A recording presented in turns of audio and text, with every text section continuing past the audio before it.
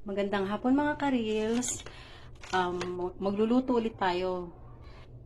Ito yung mga prutas na ibinilin sa akin ng pinsan ko. Wala na kasing kakain kaya kailangan kainin ko na daw, baka ma-expire. Wala na kasi mga anak niya rito.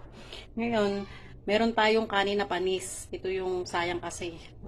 Tapos ito yung naputol na upo kanina. Simulan na po natin.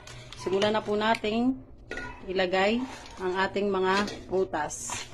Gagawa tayo ng fruit jelly. Fruit jelly. Siyempre, lalagyan din natin ng chocolate. Tsaka ito, cream stick. Ha? Lagyan na rin natin. Lahat. Ubus na. Tapos, ito pong kanin na panis natin, ihahalo natin. Yan, halo natin for entertainment purposes only. Tsaka yung naputol na ito.